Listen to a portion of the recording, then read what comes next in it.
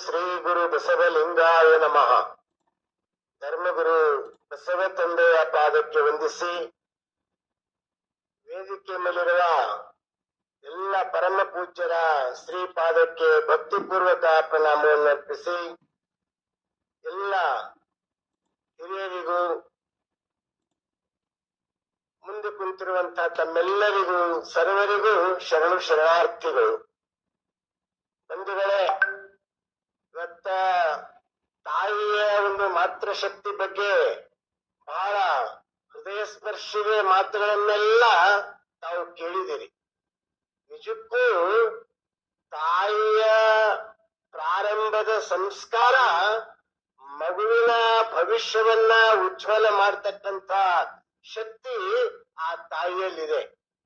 ನಮ್ಮ ಚಿಕ್ಕ ತಾಯಿಯವರು ಬಹಳ ಅದ್ಭುತ ನುಡಿಗಳನ್ನು ನಿಮ್ಮೆಲ್ಲರಿಗೆ ತಿಳಿಸಿದ್ದಾರೆ. ಪ್ರಾರಂಭದಲ್ಲಿ ಗುರುರಾಜ್ ಕರ್ಜಗಿ ಅವರು ಬಹಳ ಅದ್ಭುತವಾಗಿ ಮಾತನಾಡಿದ್ದಾರೆ. ನಂತರ ನಮ್ಮ ತಾಯಿಯವರು ಲೀಲಾ ತಾಯಿಯವರು ಬಹಳ ಹೃದಯ ಸ್ಪರ್ಶಿಯಾಗಿ ಮಾತನಾಡಿದ್ದಾರೆ. ನಿಜಕ್ಕೂ ಅಂತ ಶಕ್ತಿ ತಾಯಿಗಿದೆ. ಬಂಧುಗಳೇ, ಇಂಥ ಅನೇಕ ಘಟನೆಗಳನ್ನ ನಾವು ನೋಡ್ತಾ ಇದೀವಿ. ಎಷ್ಟೋ ಜನ ನಮ್ಮಲ್ಲಿ ಬರ್ತಾರ, ಗುರುಗಳೇ ನಮ್ ಮಗ ಸಾಕ್ತಾ ಇಲ್ಲ, ನನ್ ಮಗನನ್ನು ನೋಡ್ತಾ ಇಲ್ಲ ಅಂತ ನಿತ್ಯದಲ್ಲಿ ನಾವೊಂದು ವೃದ್ಧಾಶ್ರಮ ಮಾಡ್ಬೇಕು ಅಂತ ಒಂದು ಕಡೆ ನೋಡ್ಲಿಕ್ಕೆ ಅಂತ ಹೋಗಿದ್ದೆ. ಬಹಳ ಅಚ್ಚುಕಟ್ಟಾಗಿ ವ್ಯವಸ್ಥೆ ಇತ್ತು. ಬಹಳ 25 ಕೋಣೆಗಳಿತ್ತು. ಬಹಳ ಚಂದ. ಅಲ್ಲಿ ಟಿವಿ ಇತ್ತು, ರೇಡಿಯೋ ಇತ್ತು, ಚಾಕ್ಲೇಟ್ ಇತ್ತು, ಬಿಸ್ಕಿಟ್, ಪೇಪರ್ಮೆಂಟ್, ಏನು ಬೇಕಾಗಿತ್ತು ಮುಕ್ತವಾಗಿ ತಿನ್ಲಿಕ್ಕೆ ಅವಕಾಶ ಇತ್ತು. ಬಿಸಿ ಬಿಸಿ ಅಡಿಗೆ ಕೊಡ್ತಿದ್ರು. ನಾನು ಹನ್ನೆಲ್ಲಾದ ಅಜ್ಜಿ ಇತ್ತು.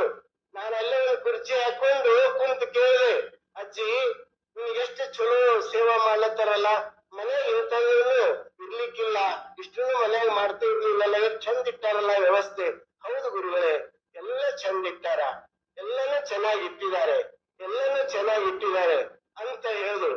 ಹೇಳ್ತಾ ಇದ್ದಾಗ ಕಣ್ಣ ನೀರು ಗಲಗಲ ಗಲಗಲ ಬರ್ತಾ ಇತ್ತು.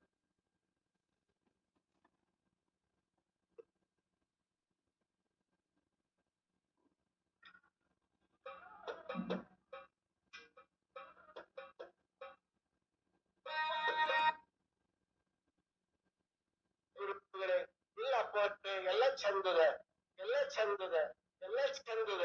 ಅವಾಗ ಮತ್ತೆ ನೀನು ಅಳತೆ ಹಾಕಿದ್ದಿ ಹೇಳು ಅಂತ ಹೇಳ್ದನ. ನೀ ಯಾಕೆ ಅಳ್ತಾ ಇದ್ದಿ, ಯಾಕೆ ಅಳ್ತಾ? ಇಲ್ಲ ಗುರು ಎಲ್ಲ ಚಂದದ. ಇಲ್ಲ ನೀ ಹೇಳಿಸ್ತಾನೆ ಹೋಗಂಗಿಲ್ಲ ಅಂದೆ. ಅವಾಗ ಹೇಳಿದ್ರು, ಗುರುಗಳೇ ಎಲ್ಲ ಚೆನ್ನಾಗಿದೆ, ಪ್ರೀತಿ ಇಲ್ಲ, ಪ್ರೀತಿ ಇಲ್ಲ, ಪ್ರೀತಿ ಇಲ್ಲ. ಮನುಷ್ಯ ಬಯಸೋದೇನು, ಮನೆ ಹೊರಗೆ ಎಷ್ಟೇ ಸೌಕರ್ಯಗಳಿದ್ರೂ ಮಗುವಿನ ಅಂತಃಕರಣ ಚಟ್ನಿ ರೊಟ್ಟಿ ಹಾಕಿರಲ್ಲ, ಅಂತಃಕರಣದ ಪ್ರೀತಿ ತಾಯಿ ಬಯಸ್ತಾಳೆ ಅನ್ನೋದು ನಾವು ಯಾರು ಮರಿಬಾರ್ದು. ಅಂತ ತಾಯಂದಿರಿಗೆ ನಾವು ಚೆನ್ನಾಗಿ ನಮ್ಮ ಈ ಭಾರತೀಯ ಸಂಸ್ಕೃತಿಯಲ್ಲಿ ತಾಯಿಗೆ ಮೊದಲನೇ ಸ್ಥಾನ ನೀವೆಲ್ಲ ನೀಡ್ತಾ ಇದ್ದೀರಿ. ತಾಯಿಗೆ ಗೌರವದಿಂದ ಕಾಣ್ರಿ, ಗೌರವದಿಂದ ನೋಡ್ಕೊಡ್ರಿ. ಮುಪ್ಪು ವಯಸ್ಸಿನ ಬಂದಾಗ ತಾಯಿಯನ್ನ ತಾವು ದೇವರಂತೆ ಕಾಣ್ರಿ. ಆ ದೇವರು ನೀವು ತಾಯಿಗೆ ಅದೇ ಬಸವಣ್ಣವ್ರ ಸಿದ್ಧಾಂತನೂ ಅದೇ ಇದೆ. ಚೈತನ್ಯಕ್ಕೆ ಮಹತ್ವ ಇದೆ, ಜಂಗಮಕ್ಕೆ ಮಹತ್ವ ಇದೆ. ನೀನು ದೇವರಿಗೆ ಒಂದು ಕೊಡ ಹಾಲು ಅಭಿಷೇಕ ಮಾಡೋದು ಮಹತ್ವ ಅಲ್ಲ.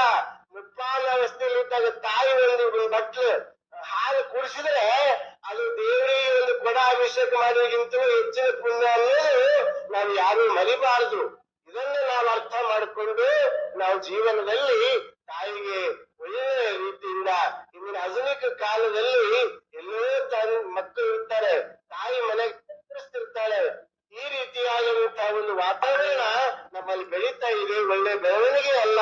ನಾವು ಮಾತೃ ಭಕ್ತಿ, ಮಾತೆ ಬಗ್ಗೆ, ತಾಯಿ ಬಗ್ಗೆ ವಾತ್ಸಲ್ಯ, ಅವ್ರ ಕಷ್ಟ, ಆಕೆಯನ್ನು ಬೆಳ್ಳಿ ಹತ್ತಂಗಿಲ್ಲ, ಬಂಗಾರ ಹತ್ತಂಗಿಲ್ಲ, ಅವ ಊಟ ಆಯ್ತೇನು, ನೀವು ಉಂಡೇನು ತಿಂದೇನು ಅಂತ ಪ್ರೀತಿಯಿಂದ ಮಾತಾಡಿಸಿದಾಗ ನಾವು ಆ ತಾಯಿ ಮೇಲಿರುವ ಭಕ್ತಿ ನಮ್ದು ಬೆಳವಣಿಗೆ ಆಗ್ತದೆ ಅಂತ